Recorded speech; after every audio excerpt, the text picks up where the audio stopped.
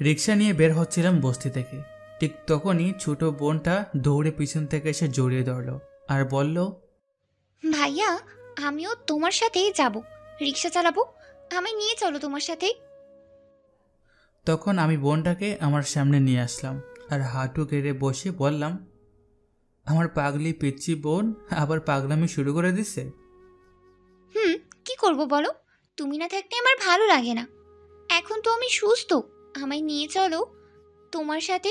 তুমি কিছুক্ষণ চালাবে, তারপর আমি কিছুক্ষণ চালাবো, তাহলে আর তোমার কষ্ট হবে না। বোনটার কথা শুনে মনটা কেঁদে উঠল। ছোট্ট বোন, যাকে কিনা আমায় এখন খাবারটা খাইয়ে দিতে হয়, আর আমার কষ্ট কমানোর জন্য সে নিজেই রিক্সা চালাতে চাইছে। বোনটার কপালে একটা চুমু দিয়ে বললাম, না রে পাগলি বোন, আমার একটু কষ্ট হয় না। দিন শেষে তোর এই মুখের হাসিটাই যথেষ্ট, আমার সব কষ্ট দূর হয়ে যায়। তুই কি ওই সামনের বাসায় আসিফা মিমদের সাথে খেলতে থাক, আমি দুপুরবেলা তোর জন্য চকলেট নিয়ে আসবো, তোর রিক্সা চালাতে হবে না। না, আমি খেলবো না ওদের সাথে। আজ আমি তোমার সাথেই রিক্সা চালাবো। পাগলামি করিস না বোন, তুই ওদের সাথে গিয়ে খেল, তোর রিক্সা চালাতে হবে না। তাহলে আমায় নিয়ে যাবে না তোমার সাথে? বোনটা মন খারাপ করে থাকলে একদম ভালো লাগে না।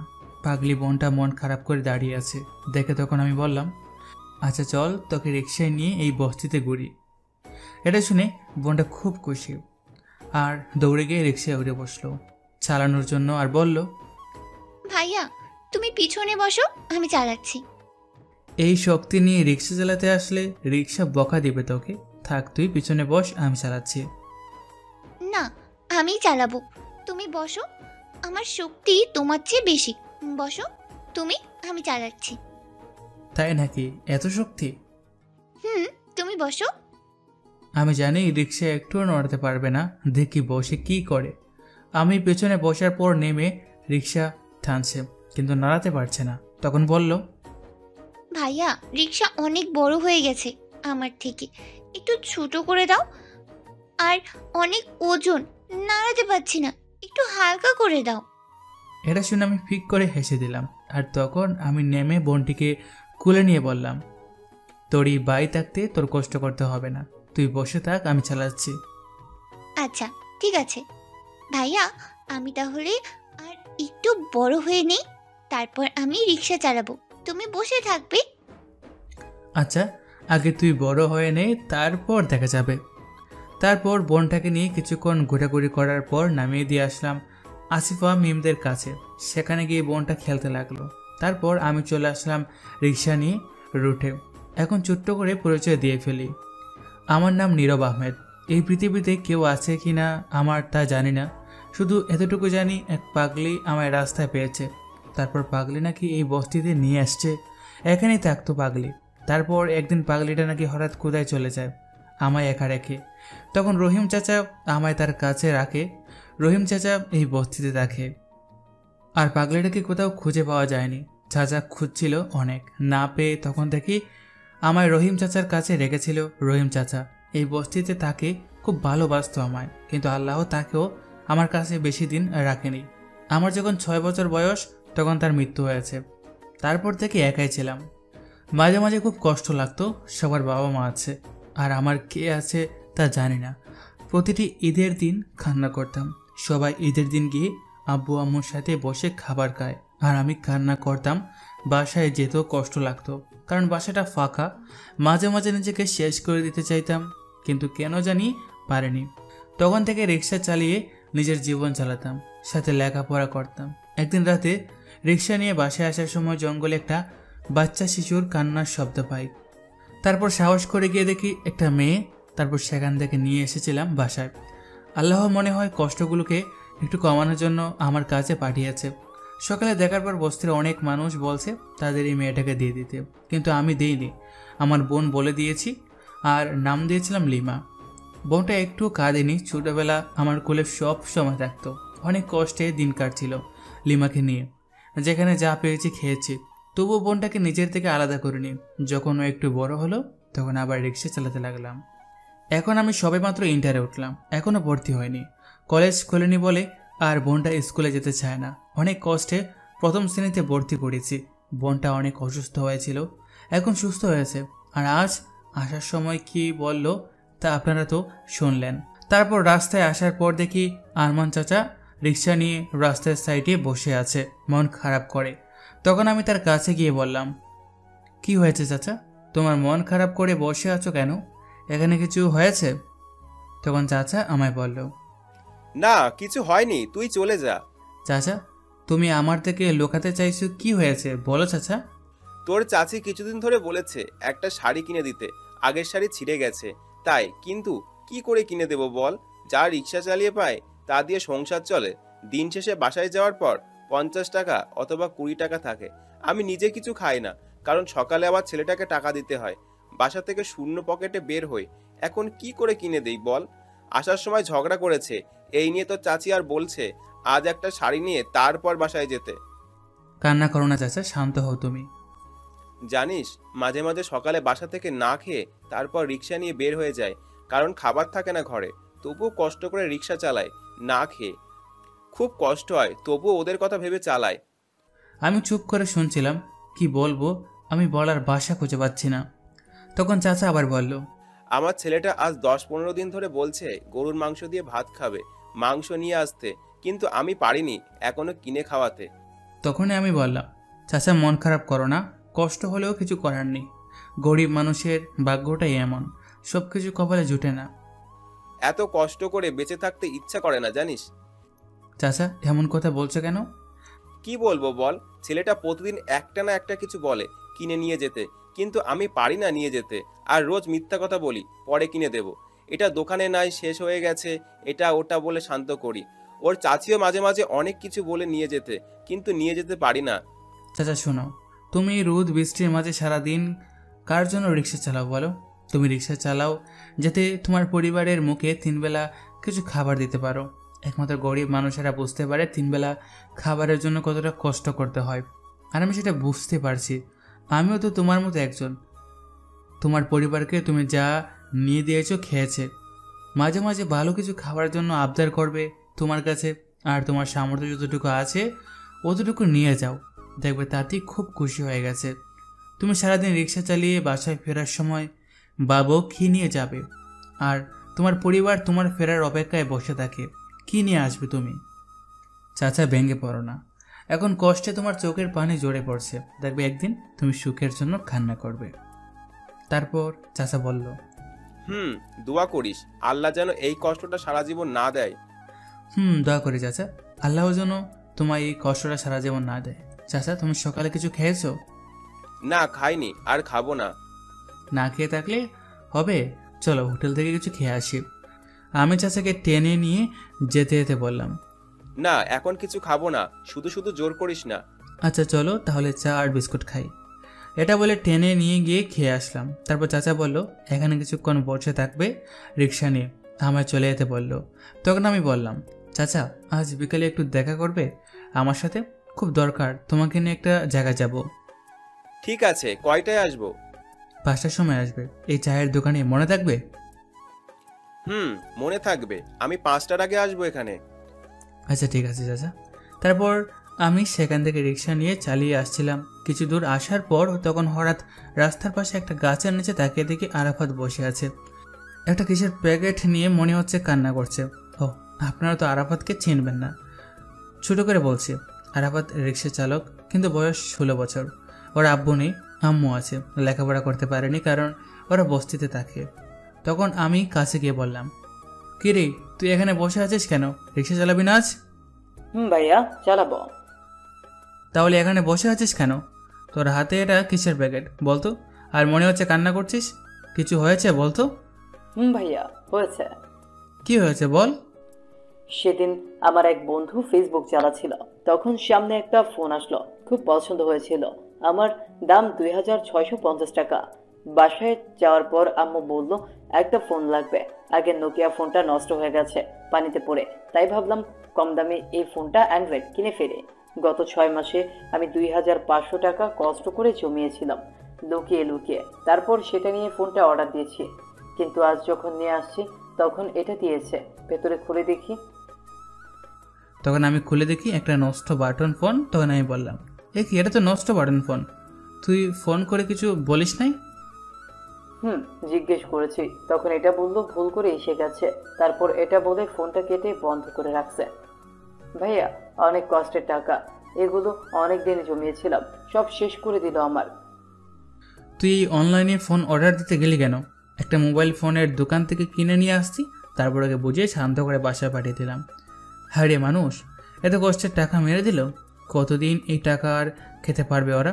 তারপরে আমি সেখানে এসে পড়লাম। রিক্সা চালিয়ে আসছিলাম, তখন কেউ একজন ডাকলো। মেয়ের গলায় তাকিয়ে দেখি একটা মেয়ে। তখন যাওয়ার পর বলল, আর রিক্সা, সামনে বড় মার্কেটের পিছনে যাবে? ওঠেন ম্যাডাম। ভাড়া কত? আরে ওঠেন, যা খুশি দেন। তারপর মেয়েটা উঠে পড়লো। আমি চালিয়ে নিয়ে যেতে লাগলাম। কিছুক্ষণ পর মার্কেটের পেছনে আসলাম। তখন মেয়েটি নেমে বলল, ফোন নাম্বার দাও তোমার। আমি তো কথা শুনে অবাক, বলে কি? তখন আমি বললাম, কেন ম্যাডাম, ফোন নাম্বার দিয়ে কী করবেন? কিছুক্ষণ দাঁড়াও, আমি আবার যাব তাই। আর এই নাও, অগ্রিম 100 টাকা দিলাম, এখন দাও। আচ্ছা ঠিক আছে, এই নিন। তারপর নাম্বারটা দিলাম। এটাই আমার নাম্বার। এখান থেকে কোথাও যাবে না কিন্তু, দাঁড়াও, এখানে আমার বান্ধবীকে নিয়ে আসছি আমি। ঠিক আছে ম্যাডাম, আপনি যান, আমি এখানে দাঁড়িয়ে আছি। কিছুক্ষণ পর সেই মেয়েটি তার বান্ধবীকে নিয়ে আসলো। আর তার বান্ধবী এসে বলল, তুই এই রিক্সা নিয়ে আসলি কেন? কেন, কি হয়েছে? রিক্সা নিয়ে আসলে? তুই জানিস না এদের শরীরে দুর্গন্ধ থাকে বেশি, আমি রিক্সা দিয়ে যাই না। এই প্রচণ্ড রোদের মাঝে রিক্সা চালাতে গেলে থাকতেই পারে, কিন্তু কোথায়? আমি তো তেমন কিছু পেলাম না আসার সময়। আমি যাব না এগুলো রিক্সা দিয়ে, তুই যা। আরে চলো তো, গেলে কিচ্ছু হবে না, এত কথা না বললে চলো। তারপর জোর করে রিক্সায় উঠালো। আমি কোনো কথা না বলে চালিয়ে যেতে লাগলাম। কিছু দূর যাওয়ার পর মেয়েটার বান্ধবী বলল, ওই তুই রিক্সা থামা, আমি যাব না, প্রয়োজনে হেঁটে যাব, তবুও যাব না। কেন, কি হলো? নেমে যাবি কেন? আমার ভিতর থেকে সব এক্ষুনি বের হয়ে যাবে, কি বাজে দুর্গন্ধ শরীরে। কোথায়? আমি তো কোনো কিছু পাচ্ছি না। তুই না পেলেও আমি পাচ্ছি। তুই নামবি নাকি আমি চলে যাব? আরে আর একটু গেলে তো চলেই যাব, এখানে নেমে আর কি করব? রিক্সা থামিয়ে কোনো লাভ নাই। আমি নেমে পড়বো বলছি, নেমে পড়বো। ওই তুই রিক্সা থামা, তোর কানে কথা যায় না বলছি যে। তখন আমি রিক্সা থামালাম। আর মেয়েটার বান্ধবী নেমে কিছুটা দূরে চলে গেল। আর মেয়েটা নেমে বলল, সরি, কিছু মনে করো না, আমার বান্ধবী সবসময় এসির ভিতরে থাকে তাই একটু।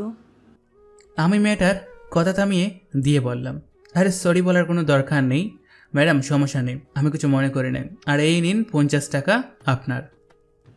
না, আমার টাকা লাগবে না, এটা রেখে দাও। এই বলে মেয়েটা জলদি চলে গেল। আমি টাকা দেওয়ার জন্য কয়েকবার ডেকেছি, কিন্তু শুনলো না। তারপর আমি রিক্সা নিয়ে চলে আসছিলাম। কিছু দূরে যাওয়ার পরে তখন একটা মধ্যবয়স্ক লোক আমায় ডাকলো। কাছে যাওয়ার পর বলল পুরনো মার্কেটে যাবে। তখন আমি বললাম ওঠার জন্য। ওঠার পর তাকে নিয়ে যাচ্ছিলাম, তখন সেই লোকটার ফোনে কল আসলো। আসার পর অপাশ থেকে একটা মহিলার কণ্ঠ বলল। ফোনটা লাউড স্পিকারে ছিল, রাস্তায় অনেক গাড়ির শব্দ আসছে বলে তাই। তখন মহিলা বলল, কোথায় গেলে তুমি আবার? এই তো একটু মার্কেটে যাচ্ছি। কিসের জন্য আবার তুমি মার্কেটে গিয়েছো? আরে আব্বু এতদিন পর গ্রাম থেকে আসলো, কিছু কাপড় কিনে দিতে হবে। আচ্ছা, কিরকম কাপড় কিনে দেবে? বয়স্ক মানুষ, তাই একটু কম দামি কাপড় কিনে দেব, আর কম দামি কিছু পাঞ্জাবি কিনে দেব দেখি। আচ্ছা ঠিক আছে, আর আমার জন্য আসার সময় একটা দামি 3 পিস নিয়ে আসবে। আচ্ছা ঠিক আছে, আমি নিয়ে আসবো। এখন রাখছি তাহলে ফোন। এই বলে ফোনটা কেটে দিল লোকটা। আমি মনে মনে ভাবতে লাগলাম, হায়রে মানুষ, তার নিজের বাবার জন্য সবচেয়ে কম দামি কাপড় নিয়ে যাবে, আর তার স্ত্রীর জন্য সবচেয়ে দামি কাপড়। যে বাবা তাকে এত কষ্ট করে বড় করলো, অবশেষে তার মূল্য এটা। তারপর আমি তাকে মার্কেটের সামনে নামিয়ে দিলাম। লোকটা ভাড়া দিয়ে চলে যাবে। তখন আমি বললাম, এই যে মামা, একটু সময় হবে, একটা কথা বলবো, যদি রাগ না করেন। বল, কি বলবি? আচ্ছা মামা, তাহলে কিছু জিজ্ঞেস করবো, একটু উত্তর দিন। আচ্ছা ঠিক আছে, বল। মামা, আপনি যখন ছোট্ট ছিলেন তখন আপনার বেড়ে ওঠার জন্য দায়িত্ব কার ছিল বেশি? মায়ের পাশাপাশি বাবার থাকে। আপনি যখন ছোট্ট ছিলেন তখন না হয় বুঝতে পারতেন না, যখন একটু বড় হলেন তখন থেকে বলেন তো, আপনি যা চেয়েছেন তা কি পেয়েছেন কিনা কান্না করার সাথে সাথে? কান্না করলে সাথে সাথে এনে দিয়েছে। আচ্ছা, বাবা কি কোনো দামি কম দামি পোশাক বেছে পরিয়েছেন আপনাকে? যেটা পছন্দ হয়েছে সেটা পরিয়েছে, আর দামিটাই পরাতেন। লোকটা চুপ করে রইল, হয়তো বুঝতে পেরেছে আমার কথার মানে। একজন বাবা শুধু নামে নয়, তার অনেক দায়িত্ব থাকে। মাথায় গাম পায়ে ফেলে তার সন্তানকে বড় করে, আর ভালো কিছু করার জন্য তার জীবনের অর্ধেক পরিশ্রমের টাকা তার সন্তানের পিছনে ব্যয় করে, আর অর্ধেক রেখে যায় যাতে তার সন্তান ভালো কিছু করতে পারে। আর তারা চিন্তা করে শেষ বয়সে এসে একটু শান্তি পায়। মামা, একটা কথা বলছি, বাবা মা সারা জীবন তো আর বেঁচে থাকবে না। একদিন না একদিন এই পৃথিবী থেকে বিদায় নেবে, আর কোনোদিন ফিরে আসবে না। বাবা মাকে যদি কাপড় কিনে দিন তাহলে ভালোটাই দিন। জানেন আমার বাবা মা আছে কিনা তা জানি না, খুব কষ্ট লাগে। যদি একটা বার মা বাবাকে দেখতে পারতাম। আমার মা বাবাকে, থাক, আর কিছু বলার নেই মামা, অনেক সময় নষ্ট করলাম। আমার কথায় কষ্ট পেয়ে থাকলে ক্ষমা করে দেবেন।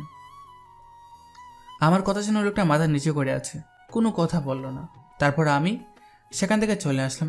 দুপুর পর্যন্ত রিক্সা চালিয়ে বোনটার জন্য কিছু চকলেট নিয়ে বাসার উদ্দেশ্যে রওনা দিলাম। রিক্সা নিয়ে বস্তিতে চলে গেলাম। রিক্সা রেখে গিয়ে দেখি বোনটা বসে বসে মাটি নিয়ে খেলছে। তখন আমার দেখে দৌড়ে আস্তে আস্তে বলল, আমার ভাইয়া এসেছে চকলেট নিয়ে।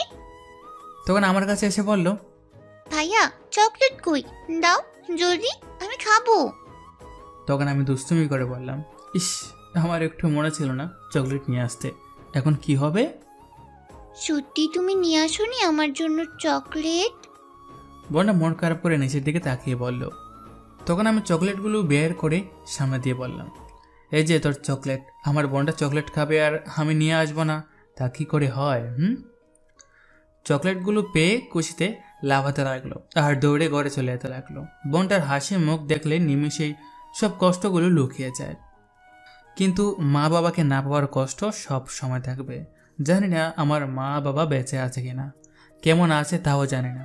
তারপর আমি ফ্রেশ হয়ে ঘরে চলে গেলাম। গিয়ে সকালের রান্না করা খাবারগুলো গরম করে ঘরে নিয়ে গেলাম। বোনটা বসে বসে চকলেট খাচ্ছে। তখন আমি বললাম, চকলেট খেলে হবে, গোসল করতে হবে না? চল তোকে গোসল করিয়ে দিই, তারপর খাবার খাইয়ে দেব।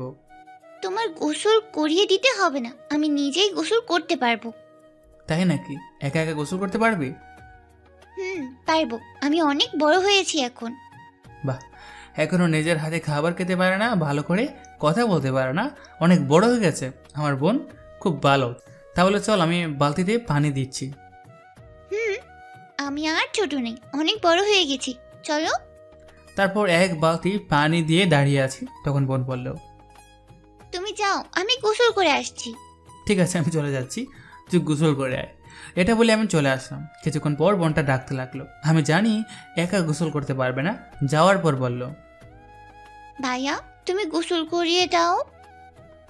তারপর আমি আর কিছু না বলে গোসল করিয়ে দিয়ে নিয়ে চলে আসলাম। তারপর ঘরে এসে একটা প্লেটে ভাত নেওয়ার পর বোনটা বলল, ভাইয়া আজ আমি তোমায় খাইয়ে দিব, দাও আমার কাছে দাও। না রে বোন, তাক, আর কষ্ট করে খাইয়ে দিতে হবে না, আমি তোকে খাইয়ে দিচ্ছি আর নিজেও খাচ্ছি। না, আমি তোমায় খাইয়ে দিব, দাও বলছি, আমার কাছে খাবার দাও। আচ্ছা ঠিক আছে, দিচ্ছি, এত রাগ করার কি আছে? তারপর খাবারের প্লেট দিয়ে দিলাম বোনটার কাছে। তখন বোনটা হাতে অল্প কিছু ভাত নিয়ে বলল, আমার লোক কি ভাইয়া, নাও ভাইয়া, হাঁ করো, খাইয়ে নাও জলদি এখন। আমি চুপ করে তাকিয়ে আছি। নিমেষেই চোখের পানি জোরে পড়তে লাগলো। কতটা বছর পর আমায় এমন আদর করে খাইয়ে দিচ্ছে। মায়ের কথা খুব মনে পড়ছে। এখনো মায়ের হাতে খাবার খায়নি। আল্লাহ মনে হয় তা আমার পক্ষে রাখেনি। আর যদি মা বাবা থাকতো তাহলে কত আদর যত্ন করতো। যার মা বাবা নেই সে বুঝতে পারে সে কতটা একা। বোনটা আছে বলে এখনো হয়তো বেঁচে আছে। কথাগুলো ভাবতে ভাবতে চোখের জলগুলো জড়িয়ে পড়তে লাগলো। এই পৃথিবীতে হাজারো কোটি লোকের বসবাস, তার মধ্যে দুটি মানুষ যদি হারিয়ে যায়, মা এবং বাবা, তাহলে এই পৃথিবীতে তুমি একা। মা বাবা না থাকলে যতই কাছের মানুষ থাকুক না কেন, পুরো পৃথিবীটাই ফাঁকা লাগবে। তখন বোনটা দেখলো আমি কান্না করছি। বোনটা দাঁড়িয়ে তার জামা দিয়ে আমার চোখের পানি মুছে দিল আর বলল, তুমি ভালো না, একেবারে পচা, তুমি কান্না করো কেন? তুমি তো আমায় খাবার খাইয়ে দাও। কোথায়? তখন আমি তো কান্না করি না। এখন কান্না না করে সুন্দর করে খাও। কি বলবো আমি বোনটাকে, কোনো ভাষা খুঁজে পাচ্ছি না। তখন বোনটার কপালে একটা চুমু দিয়ে জড়িয়ে ধরে কান্না করে বললাম, খাইয়ে দে, আর কান্না করবো না। কোথায় তুমি? কান্না থামালে? তুমি তো কান্না করছো এখনো। আমি কিছু বলার আগেই লিমা বলল, শোনো ভাইয়া, আমাদের বাসার পিছনে একটা কালো ভূত আছে। ইয়া বড় বড় দাঁত, ভয়ঙ্কর চেহারা। সেই ভূত যদি কেউ খাবার না খায়, কান্না করে, তাহলে ভূত এসে নিয়ে যাবে তাকে। এখন কান্না না করে সুন্দর করে খেয়ে নাও তুমি, না হলে কালো ভূত এসে নিয়ে যাবে তোমায়।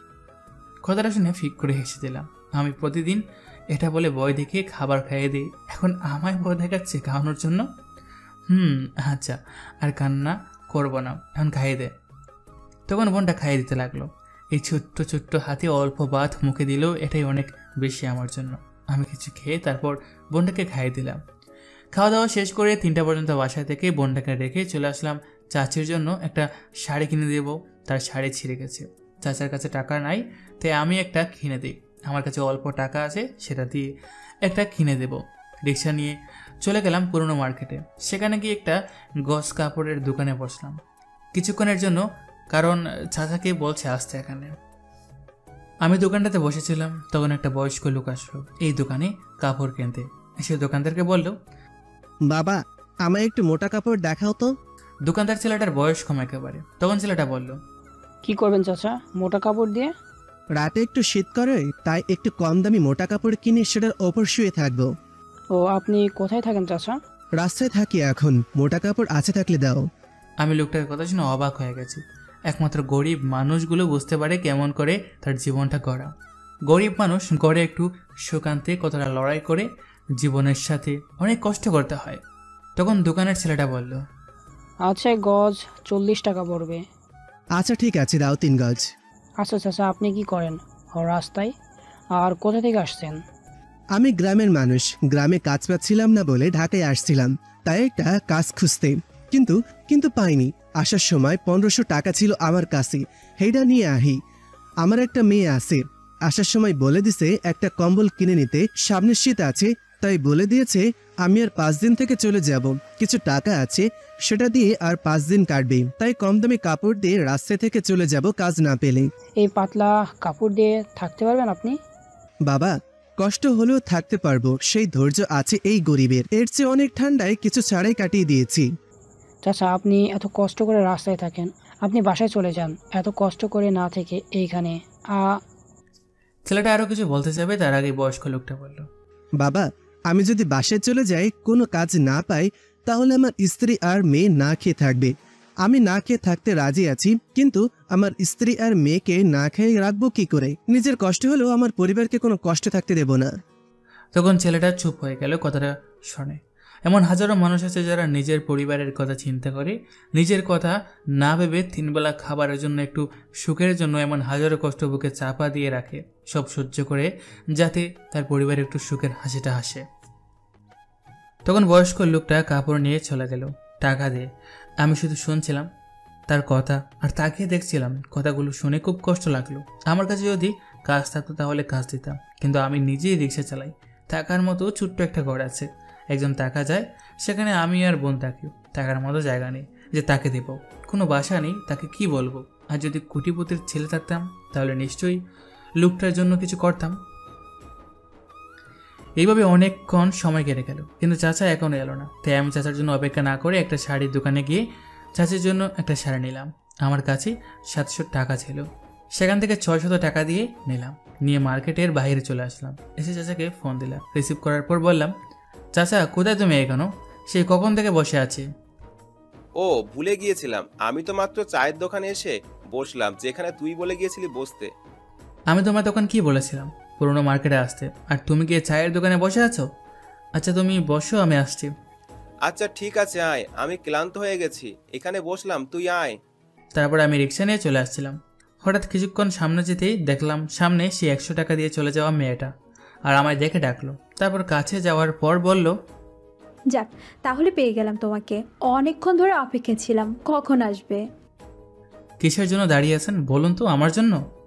তোমার রিক্সা দিয়ে একটু ঘুরে ফিরে আসবো। আমি এখন কোথাও যাব না, সরি, আপনি অন্য কোনো রিক্সা নিয়ে যান। তাহলে যাবে না তুমি? আমি তোমার জন্য দাঁড়িয়ে আছি সে কখন থেকে। দেখুন, আমি যাব না, আমার কাজ আছে।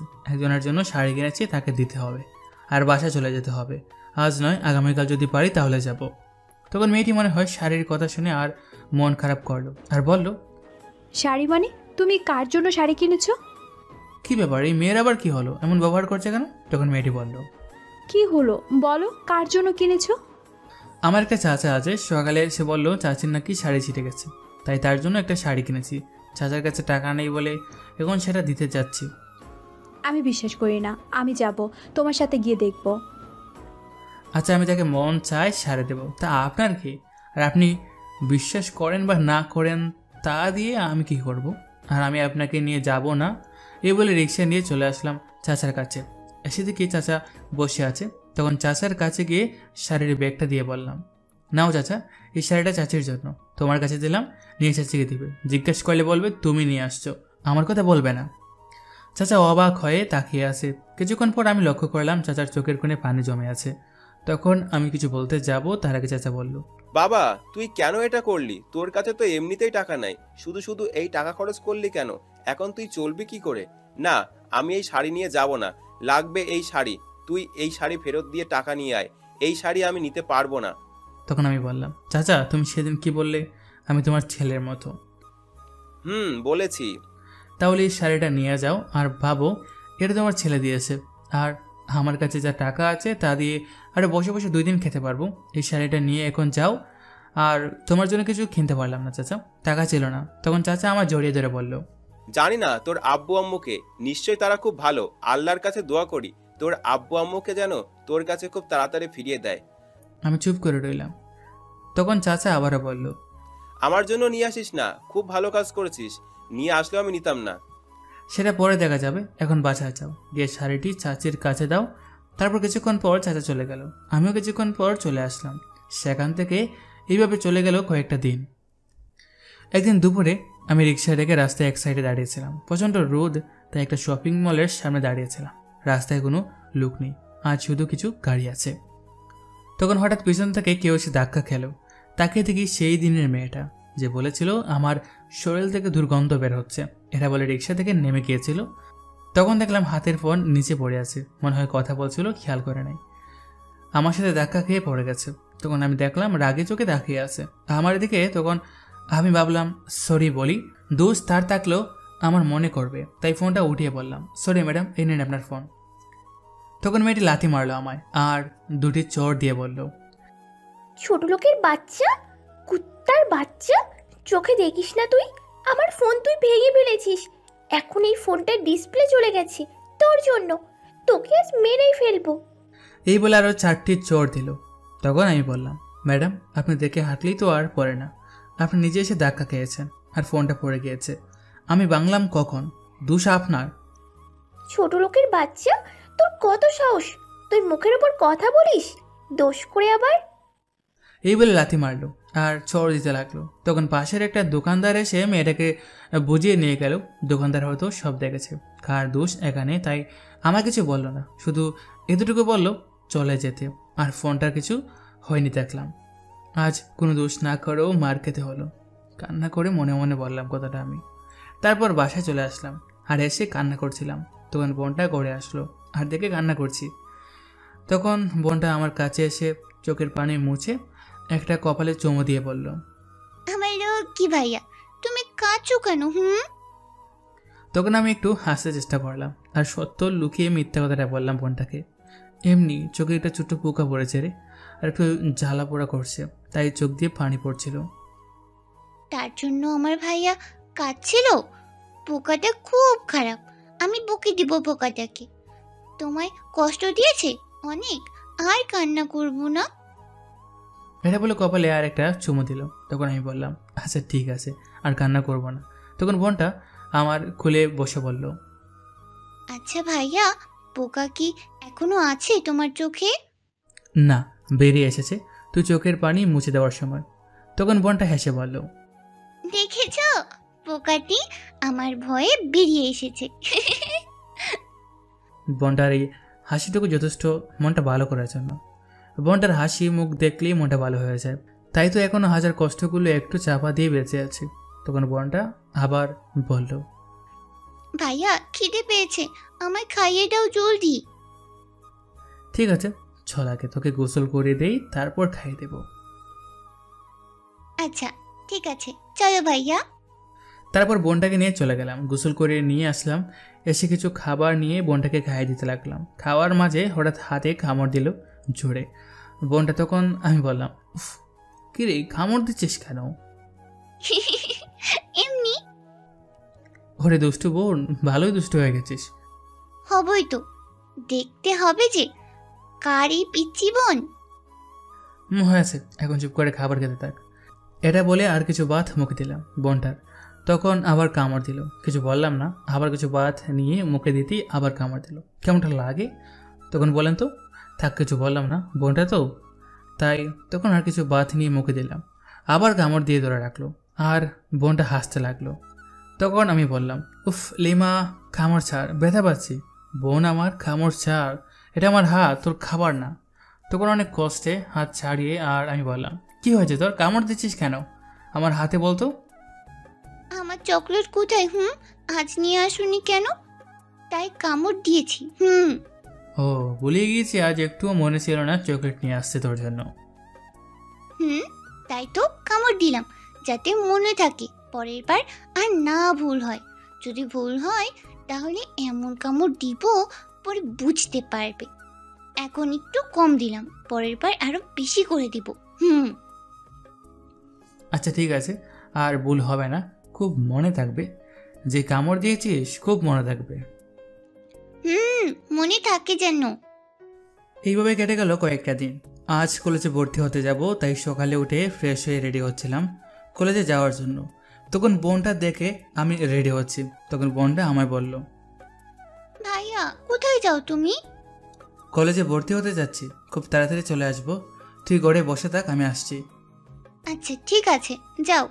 আর আসার সময় আমার জন্য চকলেট নিয়ে আসবে। আচ্ছা ঠিক আছে, নিয়ে আসবো। তারপর চলে আসলাম। জানি না কত টাকা লাগবে ভর্তি হতে, আমার কাছে অল্প কিছু টাকা আছে। গিয়ে দেখি যদি ভর্তি হতে পারে তাহলে ভালো, আর না হতে পারলে আর লেখাপড়া করবো না, রিক্সা চালাবো। কলেজটা খুব ভালো, আমার বাসা থেকে কিছুটা দূরে। হেঁটে হেঁটে নিচের দিকে তাকিয়ে যাচ্ছিলাম। তখন হঠাৎ পিছন থেকে কেউ উই বলে ডাকলো। আমি আর তাকালাম না, রাস্তায় অনেক মানুষ হতে পারে, অন্য কাউকে ডেকেছে। আমি হেঁটে যেতে লাগলাম। তখন দৌড়ে একটা মেয়ে আসলো আমার সামনে, আর এই মেয়েটা হচ্ছে সেদিন আমার রিক্সা দিয়ে ঘুরতে চাইছে সেই। তখন মেয়েটা বলল, এই তুমি কোথায় যাও? কলেজে ভর্তি হতে যাচ্ছি। ও, কোন কলেজে যাচ্ছ? এই সামনে এই কলেজে। ও, আমিও ওই কলেজে যাচ্ছি, তোমাকে দেখলাম হেঁটে যাচ্ছ, তাই আমিও আসলাম। চলো তোমার সাথে হেঁটে যাব। কেন, আপনি আমার সাথে হেঁটে যাবেন কেন? একটা রিক্সা নিয়ে চলে যান। না, আমি তোমার সাথে হেঁটে যাব, চলো। আর এখন থেকে আমায় তুমি করে বলবে। এই আপনি করে ডাকটা শুনতে ভালো লাগে না। আমার নাম মায়া, বুঝতে পারছো? আমি কিছু বলতে যাব, তার আগে মায়ের বান্ধবী আসলো তার গাড়ি নিয়ে, আর বলল, কি রে, তুই এই ছোট লোকের সাথে হেঁটে যাচ্ছিস? নীলা চুপ কর, ছোট লোক কাকে বলছিস? সে একজন রিক্সা চালক, আর আমি তার সাথে হেঁটে যাব, তুই চলে যা। ছি, তুই সামান্য এই রিক্সা চালক ছেলেটার সঙ্গে হেঁটে যাচ্ছিস? কি বাজে পোশাকের, শরীর থেকে দুর্গন্ধ আসছে। তোর শরীরে ময়লা আসবে, চলে আয় আমার গাড়িতে, এই ছোট লোকের কাছ থেকে। নীলা তুই চুপ কর, রিক্সা চালক হয়েছে বলে কি হয়েছে? সে কি মানুষ না? আর ছোট লোক কাকে বলছিস? সে গরিব, তাই রিক্সা চালায় পেটের ক্ষুধা মেটাতে, তাই বলে ছোট লোক বলে গালি দিচ্ছিস কেন? মানুষকে সম্মান করতে শিখ। কি ব্যাপার, তুই ওই ছোট লোকের পক্ষে কথা বলিস কেন? ও ছোট লোক, তাই বলেছে এইগুলো ওকে। ছোট লোককে আমি দেখতে পারি না, ওর শরীর থেকে কি দুর্গন্ধ বের হয়। আমার তো এই যে দেখলেই ভিতর থেকে সব উল্টে আসে। নীলা তুই চলে যা, আমার রাগ হচ্ছে, আমি উল্টোপাল্টা কিছু বলে দেব। তখন মায়া বলল, একটু রাগী গলায় বলল। তখন নীলা চলে গেল, আর মায়া তাকিয়ে দেখে আমি চলে যাচ্ছি। তখন দৌড়ে আমার কাছে চলে গেল আর হারতে হারতে বলল, নীলার কথা কিচ্ছু মনে করো না, আসলে বড়লোক বাবার মেয়ে তো, তাই একটু অহংকারী। না কিছু মনে করি নাই, ঠিকই বলছে, আমি তো ছোট লোক তাই বলছে। আবার তুমি সেই একই কথা বলছো, আর একবার এ কথা বলবে না। তারপর আর কিছু না বলে চলে আসলাম কলেজে। এসে প্রিন্সিপালের রুমে চলে আসলাম ভর্তি হতে। আসার পর শুনলাম ভর্তির জন্য 6,000 টাকা লাগবে আর 500 টাকা এক্সট্রা দিতে হবে। তখন আমি প্রিন্সিপালের রুম থেকে বেরিয়ে আসলাম। এসে হাঁটছি আর মনে মনে ভাবছি, এত টাকা কোথায় পাবো? এখন ভর্তি হতে 6,500 টাকা লাগবে, আরও বই কিনতে হবে, তার মানে অনেক টাকার প্রয়োজন। রিক্সা চালিয়ে কি এত টাকা পাওয়া যায়? যা পাই তা দিয়ে 3 বেলা খাবার জুটে না। সত্যি গরিবের ভাগ্যে সব কিছু মেলে না। থাক, লেখাপড়া আর করবো না, এখানেই লেখাপড়া শেষ করে দিই, রিক্সা চালাই। মনে মনে কথাগুলো বললাম, মনে মনে ভাবছিলাম আর হেরে যাচ্ছিলাম। তখনই হঠাৎ কারোর সাথে দেখা লাগলো। তাকিয়ে দেখি নীলা আর রাগের দৃষ্টিতে তাকিয়ে আছে। এখন সরি বললেও মারবে, না বললেও মারবে। একে তো আমায় দেখতেই পারে না, সহ্য করতে পারে না, তার উপর আবার ধাক্কা লেগেছে। তখন আমি বললাম, সরি, আমি দেখে ধাক্কা দিইনি, ক্ষমা করে দিবেন। তখন নীলা ঠাস করে দুটি চড় দিয়ে বলল, কুত্তার বাচ্চা, তুই ইচ্ছে করে ধাক্কা দিয়েছিস, এখন বলছিস দেখিনি? মেয়ে মানুষ দেখলে শুধু ধাক্কা খেতে মন চায় না। আমি ইচ্ছে করে ধাক্কা খাইনি, বিশ্বাস করুন। তবুও আমি ক্ষমা চাইছি, আর আপনি একটু দেখে হাঁটলেই তো হতো, তাহলে আর ধাক্কা লাগতো না। কি, তোর এত সাহস? তুই ধাক্কা দিয়ে এখন বলছিস আমায় দেখে হাঁটতে? তোকে আজ আমি। নীলা এটা বলেই আমার শার্ট ধরে টেনে ছিঁড়ে ফেলল, আরও দুটি চড় দিল আর ধাক্কা দিয়ে ফেলে দিল আমায় মাটিতে। আমি পড়ে যাওয়ার পর লাথি মারতে লাগলো। কলেজের অনেক ছাত্রছাত্রী এসে ভিড় জমিয়ে দেখলো, আর নীলা লাথি মারতে মারতে বলল, ছোট লোকের বাচ্চা, খুব শখ মেয়ে মানুষের সাথে ধাক্কা খাওয়ার, তাই না? নিজের ধাক্কা দিয়ে এখন বলছিস আমি দেখে হাঁটতে, আমায় দোষ দিচ্ছিস। সরি, আমায় ক্ষমা করে দিন, দোষটা আমারই। কোনো ক্ষমা নেই তোর। আমার এত সুন্দর শরীরটা তুই ময়লা করে ফেলেছিস, এখন বুঝতে পারবি তার ফল। আর তুই এই কলেজে আসছিস কেন? ভর্তি হতে? তুই এই কলেজে কখনো ভর্তি হতে পারবি না আমি থাকতে। নীলা লাথি মারতে মারতে বলল। তখন আমার চোখটা সামনে মায়ের দিকে গেল, দেখি দাঁড়িয়ে আছে আর রাগের দৃষ্টিতে আমার দিকে তাকিয়ে আছে। তখন আমি নীলাকে বললাম, ম্যাডাম প্লিজ আর মারবেন না, আপনার পায়ে ধরি, তবুও ক্ষমা করে দিন। তোদের ছোট লোকের কোনো ক্ষমা নেই। নীলা লাথি মারতে মারতে বলল। এই বলে লাথি মারতে লাগলো কিছুক্ষণ। আমি আবারও বললাম, প্লিজ ম্যাডাম আর মারবেন না, আপনার পায়ে ধরি প্লিজ, আমি ইচ্ছে করে ধাক্কা দিইনি, তবুও ক্ষমা চাই, প্লিজ ক্ষমা করে দিন। এই তোদের মতো কিছু গরিব ছোট লোকগুলোর একটাই সমস্যা, তাদের মারলেও শরীরে লাগে না, কথা বললেও তা লাগে না, দোষ করে আবার পায়ে পড়িস, ছেড়ে দিলে কিছুদিন ভালো সেজে আবার এমন করছিস। তোকে তো আজ এমন শিক্ষা দেব সারা জীবন মনে রাখবি। নীলা লাথি মারতে মারতে বলল। তখন মায়া এসে নীলাকে ঠাস করে দুটো চড় দিল আর বলল, কি মনে করেছিস নিজেকে খুব সুন্দরী? তোর বাবার টাকা আছে বলে যার সাথে মন চায় তার সাথে খারাপ ব্যবহার করবি? ছেলেটা তোকে কোনো আঘাত দেয়নি, তবু তুই মারছিস। ক্ষমা পর্যন্ত চেয়েছে, তবু তুই মারছিস। তোর বাবা তোকে ভালো কোনো শিক্ষা দেয়নি, ভদ্রতা কিচ্ছু শেখায়নি। তুই যদি আমার বেস্ট ফ্রেন্ড না হতি তাহলে তোকে আরও কয়েকটা চট দিতাম, কিন্তু বেস্ট ফ্রেন্ড বলে বেঁচে গেলি। আর কি যেন বললি, গরিবের শরীরে মারলে নাকি লাগে না, কথা বললেও লাগে না। আরে লাগবে কি করে? তারা কোনো দোষ করলো তা মাথা পেতে নেয়, যা শাস্তি দিবে তা সহ্য করে নেয়। আর না দোষ করলো তোর মতো অহংকারী কিছু লোক একটু কিছুর জন্য 1000টা বাহানা ধরে কথা বলে। তোর বাবার তো বসে বসে গরিবের টাকা মেরে খায়, গরিবের 100 টাকাও রোজগার করতে হয় সারাটা দিন খেটে, সেটা তোকে বোঝাতে পারবো না, কারণ তোর মতো মেয়েকে বোঝানো কোনো প্রয়োজন মনে করি না। তোর সাথে আমার বন্ধুত্ব শেষ। আর তুই কি জানি বললি, ও এই কলেজে ভর্তি হতে পারবে না? আমিও দেখব কি করে ভর্তি না হয়। তখন নীলা মায়াকে বলল, তুই কাজটা ঠিক করিস নাই, এই ছোট লোকের বাচ্চার জন্য বন্ধুত্ব শেষ করলি তো, আর আমার গায়ে হাত তুললি। আমিও দেখে নেবো তোদের দুজনকে। যা কি করবি করিস। তখন আমায় আরেকটা লাথি দিয়ে নীলা বলল, তোকে আমি দেখে নেব। তখন মায়া ঠাস করে আর দুটো চড় দিল নীলাকে আর বলল, তুই আবার লাথি মারছিস? তোর পা ভেঙে ফেলবো যদি আর একবার লাথি মারিস। তোদের দুজনকে পরে আমি দেখে নেব। তখন নীলা চলে গেল। আমি মাটিতেই পড়েছিলাম। তখন মায়া গিয়ে টেনে তুললো আর পাশে থাকা সব ছাত্র ছাত্রীকে বলল, বাহ, আপনারা সবাই খুব ভালোভাবে দাঁড়িয়ে দাঁড়িয়ে বোবার মতো দেখতে জানেন, বাধা দিতে জানেন না। না, একটা মেয়ে এমন করে মারছে, কোথায় তাকে আটকাবেন তা না করে দাঁড়িয়ে দেখছেন। তখন সেখান থেকে একটা ছেলে বলল, কি করে বলবো বলেন, তার আব্বু হচ্ছে মন্ত্রী আর তার আপন চাচা এই কলেজের প্রিন্সিপাল, কিছু বলতে গেলে আমাদের এই কলেজ থেকে বের করে দিবে। এই ভয় নিয়ে যদি থাকেন তাহলে জীবনে কিচ্ছু হবে না। আজ তার সাথে করেছে, অন্যদিন আপনার সাথে করতে পারে। যান, আপনার সবাই এখান থেকে চলে যান, যার যার কাজে। তখন সবাই চলে গেল।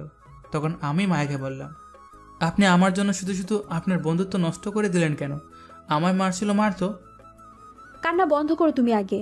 আর শোনো, আমিও গরিবের মেয়ে, আব্বু অনেক কষ্টে লেখাপড়া করিয়েছে আমায়, আর গরিব মানুষকে নিয়ে এমন বাজে কথা বলবে এটা আমি সহ্য করব কি করে?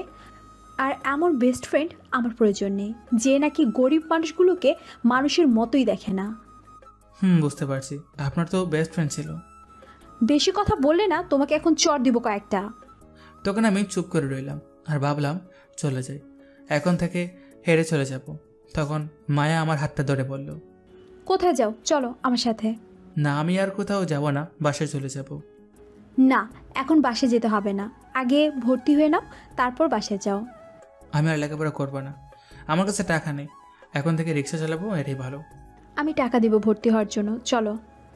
না থাক, আমি রিক্সা চালাবো, লেখাপড়া আর করবো না। আর এখানে যদি ভর্তি হই তাহলে নীলা আরও অত্যাচার করবে। আপনি থাকেন, আমি গেলাম। এটা বলে হাঁটতে যাব, তখন মায়া টেনে নিয়ে যেতে লাগলো আর বলল, টাকা দিচ্ছি আমি, তোমার সমস্যা কি? আমি বলছি ভর্তি হতে হবে, তার মানে ভর্তি তুমি এই কলেজে হবে। কিন্তু আমার শার্ট তো ছিঁড়ে ফেলছে, এখন কি করে যাব খালি গায়ে? আচ্ছা চলো, কলেজের সামনে একটা দোকান আছে, গেঞ্জি বিক্রি করে, সেখান থেকে নিয়ে আসি একটা কিনে। আমি কিছু বলতে যাব, কিন্তু আমার মুখে হাত দিয়ে বলল কিছু বলা যাবে না। আর কিছু বলতেও দিল না মায়া। টেনে নিয়ে গিয়ে একটা গেঞ্জি কিনে পরিয়ে দিল, তারপর ভর্তি করালো। তারপর বের হওয়ার পর মায়া বলল, এখন বাসায় যাও, আর এখন কলেজে কি হয়েছে তা ভুলে যাও, আমি তোমায় ফোন করব, যাও। আমি আর কিছু না বলে সেখান থেকে চলে আসলাম।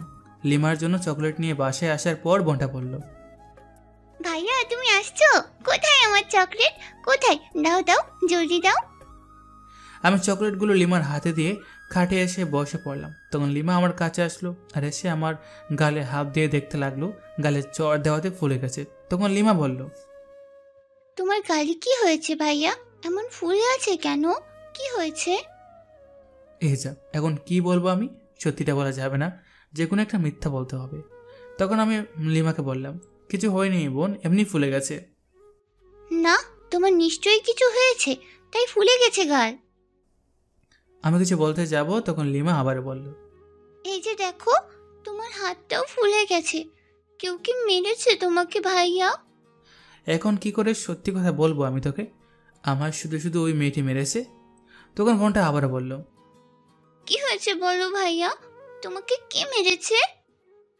না বোন, কেউ মারেনি আমায়, এমনি একটু পড়ে গিয়ে ব্যথা পাইছি। পুড়ে গেলে আবার গালে ব্যথা পায় কি করে? তাহলে তো হাতে পায়ে সব জায়গায় ব্যথা পাওয়ার কথা। তখন আমি লিমাকে বললাম, তুই কি আমার সন্দেহ করছিস? সন্দেহ করব কি করে ফেলেছি? যা, তোর সাথে কথা নাই, তুই শুধু শুধু আমার সন্দেহ করিস। আমি একটু অভিমান করে বললাম। তখন বোনটা আমার দুই গালে ধরে কপালে একটা চুমু দিয়ে বলল, আমার লোক কি ভাইয়া, তুমি রাগ করেছো? না, আমি রাগ করি নাই। আমি অন্যদিকে তাকিয়ে বললাম, এই দেখছো কি করে রাগ করে আছে আমার সাথে? আমি বুঝি না মনে করেছো তাই না? আচ্ছা ঠিক আছে, আর সন্দেহ করব না। চলো, খিদে পেয়েছে, খাবার খাইয়ে দাও ভাইয়া। আচ্ছা ঠিক আছে, চল, গোসল করিয়ে খাইয়ে দিচ্ছি। এমন করে বলে কেউ? ভালো করে বলো, তুমি কিন্তু রাগ করে বলছো ভাইয়া। আমি রাগ করিনি, চল বোন, তোকে গোসল করিয়ে খাইয়ে দিই। এবার ঠিক আছে। তারপর বোনটাকে নিয়ে গোসল করিয়ে দিলাম। তারপর ঘরে এসে খাবার খাইয়ে দিলাম। আমিও খাবার খেয়ে নিলাম। খাওয়া দাওয়া শেষ করে কিছুক্ষণ পর রিক্সা নিয়ে বেরিয়ে পড়লাম। কিছুটা দূরে যাওয়ার পরে দেখলাম চাচা আসছে রিক্সা নিয়ে। তখন আমি থেমে রিক্সা থামিয়ে দিয়ে দাঁড়িয়ে রইলাম। চাচা আমার দেখে কাছে আসলো, এসে বলল, কিরে ভাতিজা, কেমন আছিস তুই? ভালো আছি চাচা, তুমি কেমন আছো? আর চাচা কেমন আছে? সবাই ভালো আছে। তোর চাচি খুব খুশি হয়েছে তোর দেয়া শাড়ি পেয়ে। তুমি বলে দিয়েছো শাড়িটা আমি দিয়েছি? তোর চাচি তোকে বলেছে যেতে, কখন যাবি বল? আচ্ছা আগামীকাল যাবো চাচা। তারপর আরও কিছুক্ষণ কথা বলে আমি চলে আসলাম রিক্সা নিয়ে একটু সামনে। আসার পর একটি মেয়ে ডাকলো, রিক্সা নিয়ে কাছে যাওয়ার পর বলল, ভাইয়া নিউ মার্কেট যাবে? আমি তো মেয়েটির কথা শুনে অবাক। যেখানে রিক্সাওয়ালা ছাড়া কেউ ডাকে না সেখানে এই মেয়েটি আমায় ভাইয়া বলে ডাকলো। আমি মেয়েটির দিকে তাকিয়ে দেখি আমার দিকে অবাক দৃষ্টিতে তাকিয়ে আছে। তখন আমি বললাম, নিউ মার্কেটে যাবো, উঠুন। মেয়েটি আমার দিকে অবাক দৃষ্টিতে তাকিয়ে আছে। তখন আমি জুড়ে বললাম, কি হলো, উঠেন রিক্সায়। তখন মেয়েটি আমায় বলল, আচ্ছা আপনার আব্বু আম্মু আছে? আছে। কেন, কি হয়েছে? আমি মিথ্যা কথা বললাম? আসলে আপনার চেহারা আর আমার আব্বুর চেহারা প্রায় একই দেখতে। চেহারা মিল হতেই পারে, আমি তো আর আপনার পরিবারে কেউ না, এটা নিয়ে চিন্তা করে লাভ নেই। এখন উঠেন, আমি আপনাকে নামিয়ে দিয়ে আসি, আপনি টাকা দিলে আমার লাভ হবে। আচ্ছা ঠিক আছে, চলেন ভাইয়া। তারপর মেয়েটি আর কোনো কথা বলল না, রিক্সায় উঠে বসলো। মেয়েটির বয়স আমার চেয়ে অনেক কম, তাই হয়তো ভাইয়া বলে ডেকেছে আমায়। সবাই তো আর একরকম না। তারপর আমি রিক্সা চালিয়ে যেতে লাগলাম। কিছুটা পথ যাওয়ার পর মেয়েটি বলল, আচ্ছা ভাইয়া আপনার নাম কি, কোথায় থাকেন? আমার নাম নীরব আহমেদ, আমি সামনেরই বস্তিতে থাকি। চিনতে পেরেছি। আচ্ছা আপনি কি লেখাপড়া করেন? ইন্টারে পড়ি, আজ ভর্তি হয়ে আসলাম। আপনার আব্বু কি করে? এখন কি বলবো, আমি তো জানি না আমার আব্বু আম্মুকে, সত্যিটাই বলে দিই, মনে মনে বললাম। আমি চুপ করে আছি দেখে মেয়েটি আবার বলল, কি হলো ভাইয়া বলেন। তখন আমি বলতে যাবো, ঠিক তখনই রিক্সার পেছনে একটা গাড়ি এসে জোরে ধাক্কা মারল। রিক্সায় বসে থাকা মেয়েটি মাটিতে পড়ে গেল। আমি সাথে সাথে নেমে মেয়েটিকে উঠাইলাম। তখন মেয়েটি নিজেকে সামনে নিল। মেয়েটার হাত একটু কেটে গেছে। আমি তখন না দেখে গাড়িটাকে উদ্দেশ্য করে বলতে লাগলাম, কোন শালারে দিনে দুপুরে নেশা করে গাড়ি চালায়, দেখে চালাতে পারিস না? তারপর গিয়ে দেখলাম অনেক দামি গাড়ি BMW, আর সামনে তাকিয়ে দেখি ড্রাইভারের জায়গায় নীলা বসে আছে আর হাসছে। এটা থেকে প্রচণ্ড রাগ হতে লাগলো। তখন নীলা বের হয়ে আসলো হাসতে হাসতে আর বলল, কিরে কেমন দিলাম ধাক্কা তোর রিক্সায়? আমি রাগী গলায় বললাম, দেখে গাড়ি চালাতে পারেন না, আর একটু হলেই তো অনেক বড় দুর্ঘটনা হয়ে যেত। তখন নীলা হেসে বলল, হলে হতো, তা আমার কি, তুই মরতিস। আমি তো চেয়েছিলাম তোকে আজ আমার গাড়ি দিয়ে তোকে রাস্তার সাথে মিশিয়ে দিতে, কিন্তু তারপর আবার ভাবলাম আর একটু কষ্ট দিয়ে মারি। আপনি মেয়ে না হলে এতক্ষণে আপনার 12টা বাজিয়ে দিতাম। একে তো আমার রিক্সার ক্ষতি করেছেন, তার উপর আবার ওই মেয়েটারও। আপনার জন্য রিক্সা থেকে পড়ে গেছে, মেয়েটার হাত কেটে গেছে। তখন নীলা ঠাস করে আমায় দুটি চড় দিয়ে বলল, ছোট লোকের বাচ্চা, তোর সাহস কত, তুই আমায় থ্রেট দিচ্ছিস, তোকে আজ মেরে ফেলবো।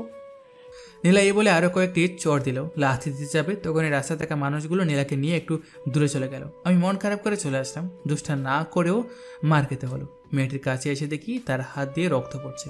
তখন আমি বললাম, এ কি, আপনার হাত দিয়ে তো অনেক রক্ত পড়ছে, জলদি চলেন ডাক্তারের কাছে। ভাইয়া সমস্যা নেই, একটু কেটে গেছে, কিচ্ছু হবে না। ভাই যেহেতু বলেছ তাহলে ভাই হিসাবে কথাটা শোনো, এখন চলো। আর কিছু বললো না। মেয়েটি পাশে একটা ওষুধের ফার্মেসি দেখলাম, সেখানে নিয়ে গেলাম। যাওয়ার পর ব্যান্ডেজ করে দিল আর কিছু ওষুধ দিল। তারপর তাকে নিয়ে রিক্সা করে তার ঠিকানা অনুযায়ী নামিয়ে দিয়ে আসলাম। আজ আর রিক্সা চালাতে পারবো না, রিক্সা গ্যারেজে নিতে হবে। ধাক্কা দেওয়ার কারণে রিক্সার পিছনে সব বাঁকা হয়ে গেছে। তারপর রিক্সা গ্যারেজে দিয়ে চলে আসলাম। বোনটার জন্য চকলেট নিয়ে বাসে আসার পর বোনটা আমায় দেখে দৌড়ে আসলো আর জড়িয়ে ধরে বলল, আমার ভাইয়া এসে গেছে, আমার লক্ষ্মী ভাইয়া। তাই নাকি, আমি তোর লক্ষ্মী ভাইয়া? লক্ষ্মী ভাইয়া, এখন আমার চকলেট দাও, আমি বসে খাই। আমার চকলেট পাগলি বোন। জলদি দাও এখন চকলেট। তারপর চকলেটগুলো বোনটার হাতে দিলাম। চকলেটগুলো পেয়ে খুশিতে লাফাতে লাফাতে চলে গেল। এইভাবে কেটে গেল 3টি দিন। আজ কলেজে যাচ্ছি। সকালে উঠে ফ্রেশ হয়ে রেডি হলাম সাথে বোনটাকে নিয়ে। বোনটা আজ বলল স্কুলে যাবে, তাই সাথে নিয়ে যাচ্ছি। বোনটাকে স্কুলে দিয়ে তারপর আমি কলেজে যাব। তারপর বোনটিকে স্কুলে দিয়ে আমি কলেজে চলে আসলাম।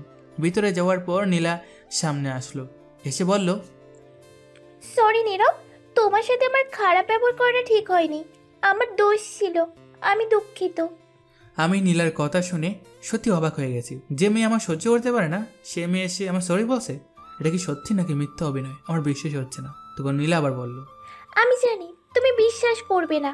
আমার সাথে কলেজের পিছনে নদীর ধারে চলো, তোমার সাথে কিছু কথা আছে, প্লিজ। আচ্ছা ঠিক আছে চলেন। তারপর নীলার সাথে চলে গেলাম কলেজের পিছনে। যাওয়ার পর তখন নীলা বলল, আমায় ক্ষমা করে দাও, অনেক অত্যাচার করেছি তোমার উপর, প্লিজ। ক্ষমা করে দিয়েছি। আপনি যেহেতু আপনার ভুল বুঝতে পেরেছেন তাই ক্ষমা করে দিলাম। সত্যি বলছো তুমি? সত্যি। আচ্ছা একটু চোখ বন্ধ করো, তোমায় সারপ্রাইজ দেবো, প্লিজ। আমি আর কিছু না ভেবে চোখ বন্ধ করলাম। কিছুক্ষণ পর কেউ আমার চোখ বেঁধে ফেললো, সাথে মুখ বেঁধে ফেললো আর ধাক্কা দিয়ে ফেলে দিল মাটিতে। পড়ে যাওয়ার পর সাথে সাথে লাঠি দিয়ে মারতে লাগলো। অনেকক্ষণ মেরে থামলো। আমার হাত পা কেটে গেছে, মনে হচ্ছে জ্বালাপোলা করছে অনেক।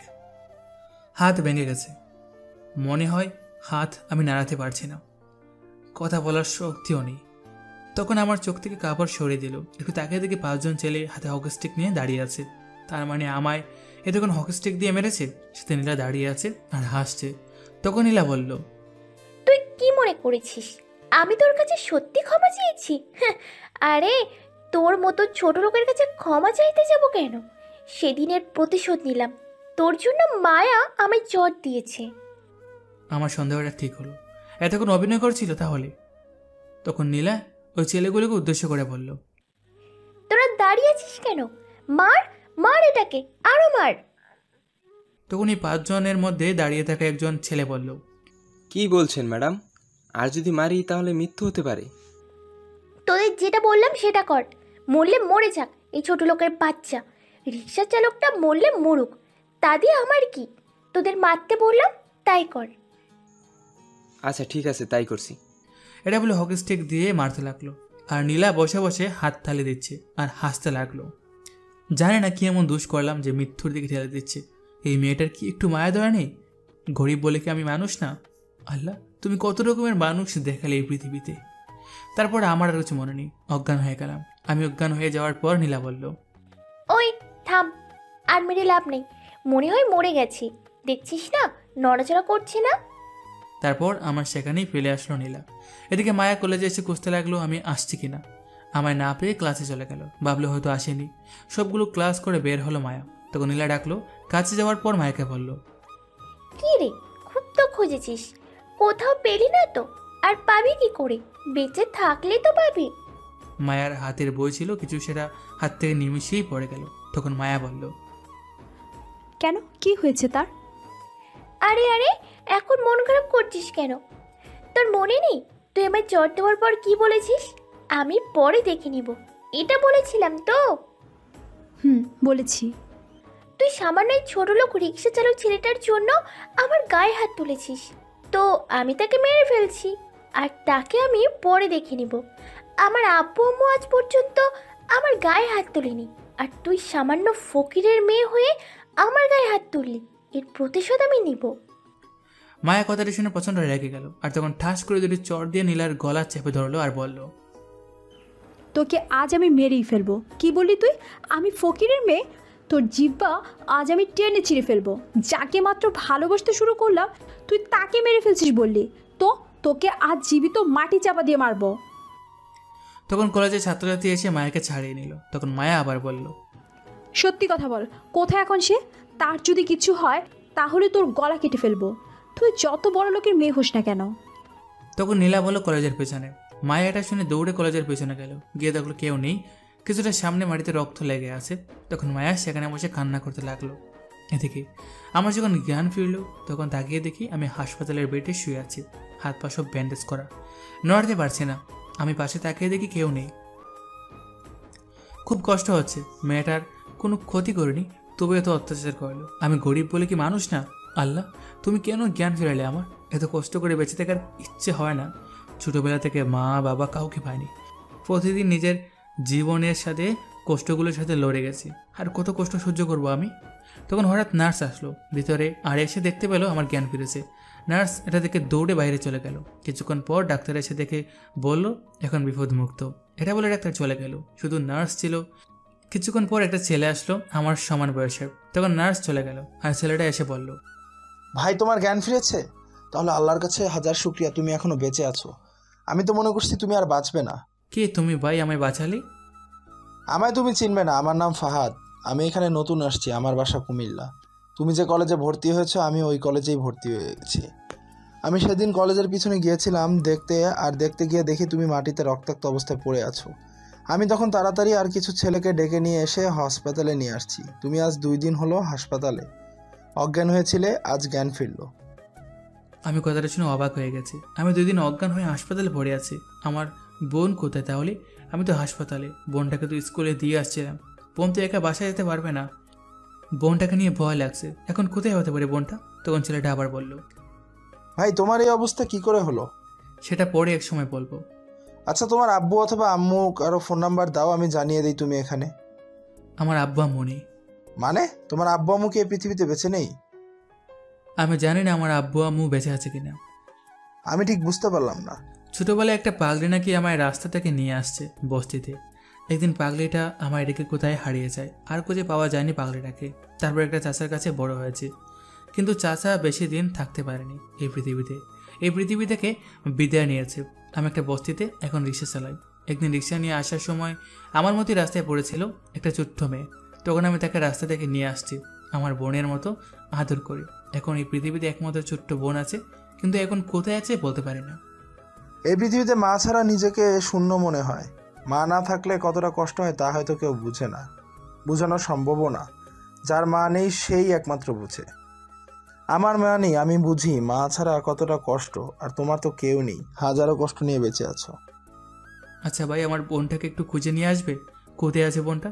একটু বস্তিতে গিয়ে দেখো আমার বোনটা আছে কিনা, তাহলে নিয়ে আসবে এখানে। আমার রুম বস্তির প্রথম গলির 2য় রুমটা, সেখানে গিয়ে দেখবে। খুঁজে দেখবো, কিন্তু আমি তো তোমার বোনকে দেখিনি, কি করে চিনবো তাহলে? তুমি সেখানে গিয়ে যে কোনো একজনকে বলবে নীরবের বোনকে, তাহলে আমার বোন থাকলে সেখানে দেখিয়ে দেবে আমার বোনকে, আর আমার কাছে নিয়ে আসবে। এই দাঁড়াও, তুমি কি বললে তোমার নাম নীরব? কেন, কি হয়েছে? আচ্ছা আমি একটা ভিডিও দেখাচ্ছি, দেখো তো এটা তোমার বোন নাকি গতকাল নিউজের মাঝে দেখানো হয়েছে। এই মেয়েটাকে খুঁজে পাওয়া গেছে, কিন্তু তার আম্মু আব্বুর নাম বলতে পারে না, শুধু তার ভাইয়ার নাম বললো নীরব।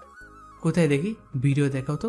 তারপর ফাহাদ তার ফোনে ভিডিও প্লে করলো। তাকে দেখলাম আমার বোন লিমা কান্না করছে আর বলছে, আমার ভাইয়াকে এনে দাও। আমার ভাইয়া কোথায়? ভাইয়া তুমি আমায় নিয়ে যাও। এটা বলে কান্না করছে লিমা। খুব খারাপ লাগছে বোনটাকে কান্না করতে দেখে।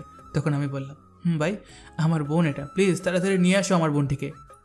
আচ্ছা আমি দেখছি ভাই কি করা যায়, তুমি শুয়ে থাকো, আমি খোঁজ নিয়ে আসি কোথায় আছে। তারপর এটা বলে চলে গেল ফাহাদ। কিছুক্ষণ পর নার্স এসে ঘুমের ইঞ্জেকশন দিল। আস্তে আস্তে ঘুমিয়ে গেলাম। ঘুম ভাঙার পর দেখি ফাহাদ বসে আছে। তখন আমি বললাম, খোঁজ নিয়ে আসছো? কোথায় আছে আমার বোন? খোঁজ নিয়ে আসছি, তোমার বোন এখন আফতাব সাহেবের বাসায় আছে। আমি বলছি তোমার কথা, কিন্তু তারা বললো তোমায় যেতে হবে, গিয়ে নিয়ে আসতে হবে। কিন্তু আমি কি করে যাব? আমি তো হাঁটতে পারবো না, এখন কি করে যাব? আচ্ছা আমি তোমার ছবি তুলে নিয়ে গিয়ে দেখাচ্ছি, তাহলে তোমার বোন চিনতে পারবে। আর আফতাব সাহেবকে চিনতে পারছো? বাংলাদেশের 1 নম্বরে থাকা বিজনেসম্যান। তার মেয়ে আদিবা তোমার বোনকে রাস্তায় কান্না করা অবস্থায় দেখতে পেয়ে নিয়ে গিয়েছে। আর একটা কথা, তোমার চেহারা আর আফতাব সাহেবের চেহারা প্রায় একই দেখতে। আমি শুনেছিলাম তার একটা ছেলে ছিল, ছোটবেলায় নাকি হারিয়ে ফেলেছে। তাহলে কি তুমি তার ছেলে নাকি? আরে না, চেহারার মিল থাকলে কি আর ছেলে হয়ে গেলাম নাকি? এমন চেহারার মিল বাংলাদেশে খুঁজলে আরও পাবে। হতে পারে। আচ্ছা আমি ছবি তুলে নিয়ে যাচ্ছি। তারপর ফাহাদের ছবি তুলে নিয়ে গেল। 1 ঘন্টা পর আফতাব সাহেবের বাসার সামনে এসে পৌঁছে গেল। গেট দিয়ে ঢুকতে যাবে, তখন দারোয়ান দেখে জিজ্ঞেস করলো, কি চাই? আপনি না বলে বাসার ভেতরে আসছেন কেন? আসলে আমি আফতাব সাহেবের সাথে দেখা করতে আসছি। কিসের জন্য? এখানে একটা ছোট্ট মেয়ে আছে, নাম লিমা, যাকে তার মেয়ে আদিবা নিয়ে আসছে, রাস্তা থেকে হারিয়ে গিয়েছিল। আমি তাকে নিয়ে যেতে আসছি। তার ভাই হাসপাতালে ভর্তি আছে, অ্যাক্সিডেন্ট করেছে, তাই আমায় পাঠিয়েছে নিয়ে যেতে। কিন্তু বড় সাহেব তো এখন বাসায় নাই, অফিসে চলে গেছে। আপনি আগামীকাল সকালে আসেন। আচ্ছা ঠিক আছে, তাহলে আমি যাচ্ছি, আগামীকাল আসবো। ফাহাদ এটা বলে চলে আসছিল। হঠাৎ তখন তাকে কেউ পিছন থেকে ডাকলো। পিছনে তাকে দেখলো একটি মেয়ে, আর এই মেয়েটি হচ্ছে আদিবা। তখন আদিবা এসে দারোয়ানকে জিজ্ঞেস করলো, কি হয়েছে? এই ছেলেটা আসলো মাত্র আবার চলে যাচ্ছে কেন? কিছু হয়েছে? না কিছু হয়নি, উনি আসছে বড় সাহেবের সাথে দেখা করতে। বড় সাহেব তো বাসায় নেই, তাই বললাম আগামীকাল সকালে আসতে। আদিবা তখন ফাহাদকে জিজ্ঞেস করলো, কি দরকার? আমায় বলুন, আব্বু বাসায় নেই, দেখি আমি সমস্যার সমাধান করতে পারি কিনা। না, আমার কোনো সমস্যা হয়নি। আমি যে কারণে আসছি সেটা হচ্ছে আপনি একটা ছোট্ট মেয়েকে রাস্তা থেকে নিয়ে আসছিলেন 2 দিন আগে। হারিয়ে গিয়েছিল সে। মেয়েটার ভাই আমায় পাঠিয়েছে তাকে নিয়ে যেতে। তার ভাই হাসপাতালে ভর্তি আছে, অ্যাক্সিডেন্ট করছে, তাই আমায় পাঠিয়েছে নিয়ে যেতে। ও আচ্ছা, কিন্তু তাকে এখানে আসতে হবে। তাকে ছাড়া আমরা দিব না। তাকে গিয়ে নিয়ে আসে। যদি মেয়েটা বলে এটা তার ভাই তাহলে আমরা দিব। দেখুন, সে হাঁটতে পারবে না, সে অ্যাক্সিডেন্ট করেছে, তার অবস্থা খুবই খারাপ, তাই আমায় পাঠিয়েছে। আমি তার ছবি তুলে নিয়ে আসছি। তার বোনকে দেখান, তাহলে চিনতে পারবে। আচ্ছা, আপনি ভেতরে আসেন আর ছবি দিন, আমি দেখাচ্ছি। তারপর ফাহাদ ভিতরে গেল আদিবার সাথে। যাওয়ার পর সোফায় বসতে বলল আদিবা। তখন ফাহাদ বসে তার ফোনের মাঝে থেকে আমার ছবি আদিবাকে দিল। আদিবা ফোনটা নিয়ে ছবিটি দেখে অবাক হয়ে গেছে। তখন আদিবা বলল, ইনি কি সত্যি তার ভাই? সত্যি। কেন? বিশ্বাস না হলে আপনি তার বোনকে দেখান, তাহলে বলে দিবে। কিন্তু তার আগে আমি আমার আম্মুকে এই ছবিটা দেখাবো। আচ্ছা, ঠিক আছে। তখন আদিবা তার আম্মুকে ডাকতে লাগলো, আম্মু, আম্মু, তুমি কোথায়? জলদি আসো এখানে। আদিবার ডাক শুনে তার আম্মু আসলো আর বলল, কি হয়েছে? এমন করে ডাকছিস কেন? আম্মু, তোমায় আজ একটা জিনিস দেখাবো, তুমি দেখে বিশ্বাসই করতে পারবে না। কোথায় দেখি, কি দেখাবি? তখন আদিবা ফোনের মাঝে দেখা ছবিটা দেখলো আর বলল, এই যে দেখো আম্মু, আপুর মতো দেখতে এই ছেলেটা। তখন আদিবার আম্মু ছবিটি দেখে ঠাস করে ফ্লোরে বসে পড়লো আর কান্না করতে লাগলো। তখন আদিবা বলল, কি হয়েছে আম্মু? কি হয়েছে তোমার? তুমি এমন করে কাঁদছো কেন? আদিবার কথার কোনো উত্তর দিল না, কান্না করতে লাগলো। কিছুক্ষণ পর বলল, কোথায় আছে এখন ছেলেটা? জলদি নিয়ে চল আমায়। কেন? কি হয়েছে আম্মু? আমায় বলো। আমায় জলদি নিয়ে চল, সব পরে বলবো। তখন আদিবা ভাতকে বলল, চলুন জলদি, কোন হসপিটালে ভর্তি আছে, জলদি নিয়ে চলেন। আচ্ছা, ঠিক আছে, চলুন, আমি নিয়ে যাচ্ছি। আর তার বোনকে সাথে নিয়ে চলেন। ঠিক আছে, চলেন। তারপর আদিবা তাদের গাড়ি নিয়ে বেরিয়ে পড়লো বাসা থেকে। 20 মিনিট পর হাসপাতালে আসলো। তখন আদিবা বলল, এখন জলদি নিয়ে চলেন, কোথায় আছে? তারপর ফাহাদ নিয়ে আসতে লাগলো। এদিকে আমি শুয়ে একটা আপেল খাচ্ছিলাম। তখন দেখতে পেলাম একটি মহিলা আমার কাছে দৌড়ে কান্না করতে করতে আসছে। আর আমার কাছে এসে আমার গলায় হাত দিয়ে কি জানি একটা দেখলো, আর দেখে আমায় জড়িয়ে ধরে কান্না করতে লাগলো আর বলতে লাগলো, বাবা, তুই এতদিন কোথায় ছিলে আমায় রেখে? জানিস, তোকে আমি সারা শহর পাগলের মতো খুঁজেছি। আজ 18 বছর পর আমার ছেলেকে ফিরে পেলাম। আমার জড়িয়ে ধরে কান্না করতে করতে বলল। আমি তো শুনে অবাক হয়ে গেছি, কি বলছে এইসব? আমি তার ছেলে? তখন আদিবা বলল, আম্মু, তুমি কি বললে? আমার ভাইয়া? এটাই তোর ভাই। তখন আদিবা এসে আমার জড়িয়ে ধরে কান্না করতে লাগলো। আম্মু আর বোন দুজনেই আমার জড়িয়ে ধরে কান্না করতে লাগলো। আমিও কান্না করে দিয়েছিলাম। এতটা বছর পর আমার পরিবারকে খুঁজে পেয়েছি, মা বাবা বোন এখন সবই আছে। তখন লিমা এসে বলল, এই তোমরা সরো আমার ভাইয়ার কাছ থেকে, এটা আমার ভাইয়া, তোমরা কান্না করছো কেন? তখন আম্মু আর আদিবা আমার ছেড়ে দিল। তখন লিমা আবার বলল, ভাইয়া তুমি আমায় কোথায় রেখে চলে গিয়েছে? আমি আমি খুব কান্না করছি তোমার জন্য। আর তোমার হাতে পায়ে এগুলো কি দিয়ে বেঁধে রাখছো? তখন লিমাকে আমার কাছে নিয়ে এসে বললাম, কোথাও যাইনি বোন, আমি এখানেই ছিলাম। হাতে পায়ে একটু ব্যথা পেয়েছি, তাই ডাক্তার বেঁধে দিয়েছে। কোথায় ছিলে তুমি? আমি তো দেখিনি। জানো, তোমার জন্য আমি অনেক কান্না করছি। আরে কান্না করতে হবে না, এখন তো আমি আছি। আর আমায় রেখে যাবে না। তখন আদিবা আমায় আস্তে করে বলল, ভাইয়া, এই মেয়েটা কে? এটা হচ্ছে তোরা আমার ছোট্ট বোন, নাম লিমা। যাক, ভালোই হলো, আমার ছোট্ট একটা বোন আছে। তখন লিমা বলল, আমি তোমার বোন না, আমি আমার ভাইয়ের মিষ্টি বোন। কে বললো এটা তোমার ভাইয়া? এটা আমার ভাইয়া। না, এটা শুধু আমার ভাইয়া। না, এটা আমার ভাইয়া। ভাইয়া তুমি বলো তুমি আমার ভাইয়া। আমি দুজনের ভাইয়া। লিমা, ইনি হচ্ছে তোমার আম্মু, আমার আম্মুকে দেখিয়ে। আর এটা হচ্ছে তোমার বড় আপু আদিবাকে দেখিয়ে। বুঝতে পারছো? তোমার আম্মু কোথায়? আমার আম্মু মানেই তো তোর আম্মু। তখন আদিবা আম্মুকে জিজ্ঞেস করলো, আচ্ছা আম্মু, তুমি ভাইয়াকে কি করে হারিয়ে ফেলেছিলে?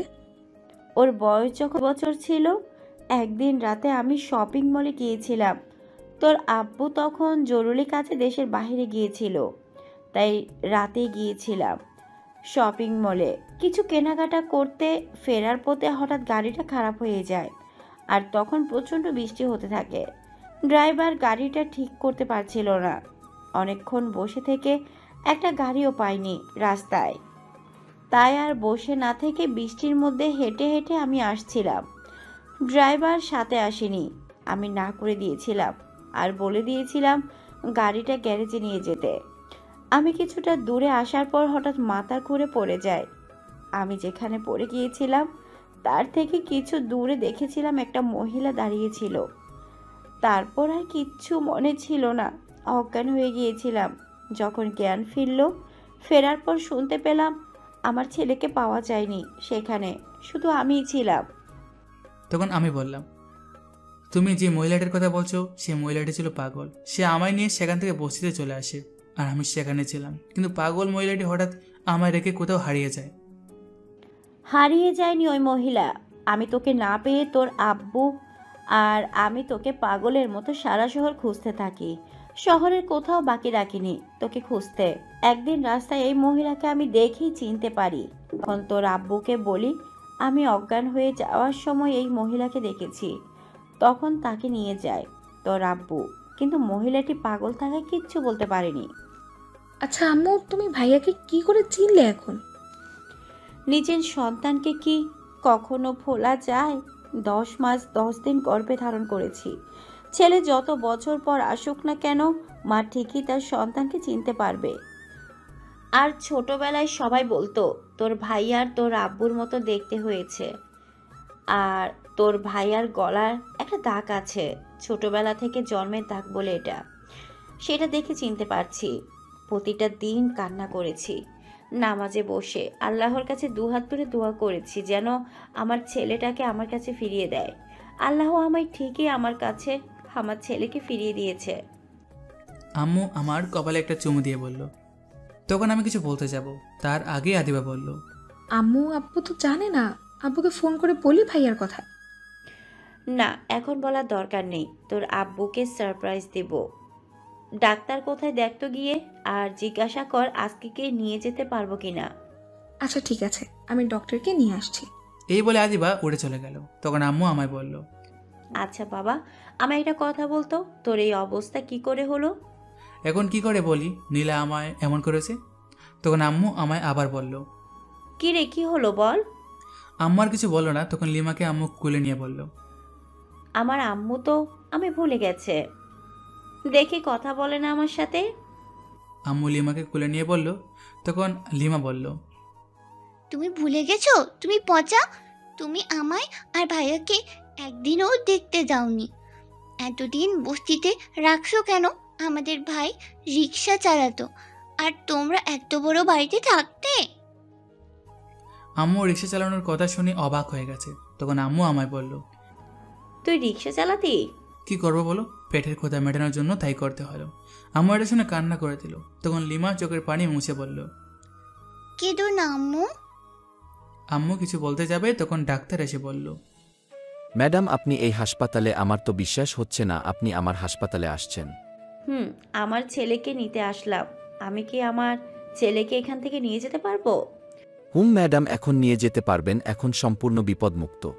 তারপর আরও কিছুক্ষণ কথা হলো ডাক্তারের সাথে। রাতে আমায় হাসপাতাল থেকে নিয়ে চলে আসে। আসার সময় ফাহাদকে সাথে নিয়ে আসলো, আমায় একটা রুমে নিয়ে রাখলো। রাতে আব্বু বাসায় ফেরার পর আম্মু বলল, চলো তোমায় একটা সারপ্রাইজ দেব। কি, তুমি সারপ্রাইজ দিবে? চলো আমার সাথে, চোখ বন্ধ করে তুমি এখন। তারপর আব্বু আর কোনো কথা না বলে চোখ বন্ধ করে আম্মুর সাথে যেতে লাগলো। আম্মু আমার রুমে এসে বলল, এখন চোখ খুলতে পারো। আব্বু চোখ খোলার পর আম্মু বলল, আমাদের হারিয়ে যাওয়া ছেলেকে খুঁজে পেয়েছি, দেখো এটাই আমার ছেলে। আব্বু অবাক হয়ে তাকিয়ে আছে, আর সাথে দু চোখ দিয়ে বৃষ্টির মতো পানি ঝরে পড়ছে। তখন দৌড়ে এসে আমার গালে চুমু দিয়ে জড়িয়ে ধরে কান্না করতে লাগলো। এতটা বছর পর যদি কোনো বাবা তার ছেলেকে কাছে পায় তাহলে নিজেকে কন্ট্রোল করে রাখা অসম্ভব। আব্বু আমার জড়িয়ে ধরে কান্না করছিল, সাথে আমিও কান্না করে দিয়েছিলাম। এত বছর পর আমি আব্বুকে পেয়েছি, বুকে টেনে নিয়েছি। আমি ছোট্টবেলা থেকে আব্বু আম্মুর ভালোবাসা পাইনি, এখন তা পাবো। কিছুক্ষণ পর আব্বু বলল, তুই এতদিন কোথায় ছিলি বাবা? তোকে আমরা সারা শহর খুঁজেছিলাম, কোথাও পাইনি। তোকে ছাড়া প্রতিদিন কতটা কষ্টে কাটিয়েছি আল্লাহ ছাড়া আর কেউ জানে না। আব্বু জড়িয়ে ধরে কান্না করতে করতে বলল, কান্না করো না আব্বু, এখন তো আমি আছি। তুই এতদিন কোথায় ছিলি বাবা? আমাদের কথা কি তোর একটু মনে পড়েনি? সবচেয়ে কষ্ট পেয়েছি ছোট্টবেলায় তোমাদেরকে পাইনি, অনেক মনে পড়েছে। আর প্রতিটা দিন রাতের বেলায় নিঃশব্দে কেঁদেছি তোমাদের জন্য। তখন আম্মু আব্বুকে বলল, জানো আমাদের ছেলেটা কি করেছে? বস্তিতে থেকে রিক্সা চালিয়েছে,